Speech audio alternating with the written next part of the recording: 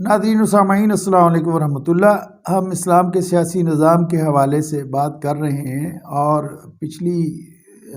दो नशिस्तों में ये बात हुई कि अगर हम इस्लामी जमहूरियत पर अमल न करें तो मुतबादिल क्या है। तो उसमें मैंने ये सवाल उठाया था कि आप सियासत में हिस्सा क्यों लेना चाहते हैं, यानी उलमाए कराम या दीनी लोग सियासत में हिस्सा क्यों लेना चाहते हैं। तो पिछले लेक्चर में मैंने ये बताया कि आप इसलिए हिस्सा लेना चाहते हैं कि आप दीन का गलबा चाहते हैं। और क्या मकासद हो सकते हैं। एक और ये मकसद हो सकता है जिसका आज हम जिक्र करेंगे कि आप इस निज़ाम की इस्लाह चाहते हैं, यानी आप ये समझते हैं कि ये मौजूदा सियासी निज़ाम है, इसमें बहुत सी खराबियां हैं और यकीनन इसमें बहुत सी खराबियां हैं। तो आप चाहते हैं कि इसकी इस्लाह हो जाए और इसके लिए आप ये समझते हैं कि आप इसमें हिस्सा लें और इसकी इस्लाह करें। देखिए, इसकी इस्लाह, ज़्यादा इस्लाह जो है इसकी, या मुकम्मल इस्लाह तो उसी वक्त हो सकती है कि जब आपको इसका इक़्तिदार मिल जाए। जब आप रियासत में इक़्तिदार हासिल कर लें तो फिर आप इसमें इस्लाह कर सकते हैं। जैसे कि मसलन वहाँ तुर्की में निज़ाम जो था, आइन जो था, वो सेकुलर था, लेकिन उर्दवान ने आहिस्ता आहिस्ता उसको, अगरचे आइनी तरमीम तो वो नहीं कर सका, लेकिन उसने ऐसे कवानीन पास कर दिए और ऐसा माहौल पैदा कर दिया कि वो उसमें तब्दीलियाँ लाने में कामयाब हो गया। तो इसमें कोई शक नहीं कि हमारी दीनी जमातें मौजूदा सियासी निज़ाम में कुछ थोड़ी बहुत इस्लाह करने पर कादर ज़रूर हो गई हैं। जैसे उन्होंने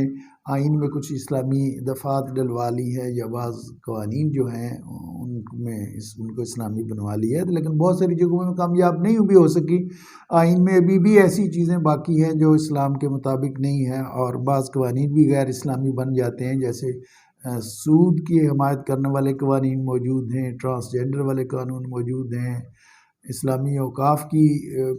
पोजीशन को ख़राब करने वाले वक्फ़ और औकाफ को ऐसे कवानीन मौजूद हैं, औरतों के हवाले से गैर इस्लामी कवानीन मौजूद हैं। तो मतलब ये है कि कुछ इस्लाह थोड़ी बहुत तो हो सकती है, लेकिन पूरी तरह इस्लाह नहीं हो सकती। और पूरी तरह इस्लाह करने के लिए ज़रूरी है कि आपको इक़्तिदार मिले। और जैसा कि मैंने पिछले लेक्चर में बताया था कि दीनी सियासी जमातों के इक़्तिदार में आने की कोई सूरत नज़र नहीं आती, इसलिए कि अवाम उनको वोट नहीं देते, हुकूमतें उनकी मुखालफत करती हैं, बैनुल-अक़वामी ताकतें उनकी मुखालफत करती हैं, लिहाजा उनके कामयाब होने का इम्कान नज़र नहीं आता। तो लिहाजा जब उनको इक़्तिदार ही नहीं मिलेगा तो वो उसमें ज़्यादा इस्लाह नहीं कर सकती। उसमें एक ख़दशा ये है, और वो ख़दशा तवहमाती नहीं है, हकीकी है, और वो ये है कि दीनी जमातें जब सियासी जद्दोजहद करती हैं, और चूँकि निज़ाम ख़राब है तो उसमें ये ख़दशा ही पैदा नहीं हुआ, अमलन ये वाक़या हुआ है कि हर के दर काने नमक रफ्त नमक शुद्ध, यानी जो इस निज़ाम में जाता है वो निज़ाम को बदलने की कोशिश क्या करेगा, निज़ाम उस पर हावी हो जाता है और वो खराबियाँ इन लोगों में पैदा हो जाती हैं जो कि इस निज़ाम के अंदर हैं। मसलन मुझे याद है, मैंने पढ़ा कि जमात इस्लामी ने 51 में जो इलेक्शन में हिस्सा लिया था, तो उसमें उन्होंने कुछ इस्लामी कदरों की हिफाजत की कोशिश की। मसलन ये कि उम्मीदवार जो है वो ख़ुद नहीं हिस्सा लेगा, बल्कि करारदादें पास की जाएंगी और लिखी हुई तहरीर पेश की जाएगी, जिसमें महल्ले के लोग और इलाके के लोग लिख कर दरख्वास्त करेंगे उस आदमी से कि आप हमारी नुमाइंदगी करें। यानी इसलिए कि नबी करीम सल्लल्लाहु अलैहि वसल्लम ने फरमाया कि इक़्तिदार की ख्वाहिश करना गलत है, इक़्तिदार की ख्वाहिश किसी मुसलमान को नहीं करनी चाहिए। तो उन्होंने कोशिश की, लेकिन अब बाद वाले जो इंतखाबात हैं उनमें ये चीज़ जाती रही। इसी तरीके से लोग अखराजात ज़्यादा करते हैं और शो कम करते हैं, तो ये मजबूरन ये चीज़ें भी आ गई। इसी तरीके से बड़े बड़े होर्डिंग और उसमें तस्वीरें और ये और वो और ऐसे नारे लगाना जो काबिल अमल नहीं है, वगैरह वगैरह। मतलब ये है कि अखलाकी तौर पर, और जमात इस्लामी के इस वक्त जो अंदरूनी बहुत से दोस्त अहबाब हमारे जमात की क़यादत पर तनकीद करते हैं इस हवाले से کہ یا جماعت پر تنقید کر دیں اس حوالے سے کہ مولانا مودودی کے زمانے میں جو جماعت کے لوگوں کا اخلاقی کردار تھا اور جو ان کی اخلاقی ساکھ تھی وہ اب لوگوں میں باقی نہیں رہی۔ تو مراد یہ ہے کہ اور اسی طریقے سے دوسرے دینی جماعتوں کے جو لوگ ہیں ان میں بھی وہ خرابیاں پیدا ہو گئی ہیں جو کہ دوسرے سیاسی کارکنوں میں اور سیاسی رہنماؤں میں ہیں، مثلا حکومت سے پیسے لے کر عوامی کام کروانا وغیرہ وغیرہ۔ تو اس لیے یہ کہنا کہ ہم اس نظام میں اس لیے حصہ لے رہے ہیں کہ ہم اصلاح کریں گے، میرے خیال میں اس کا بھی امکان نہیں ہے، اور اس کے دو سبب میں نے آپ کو بتائے۔ ایک تو یہ کہ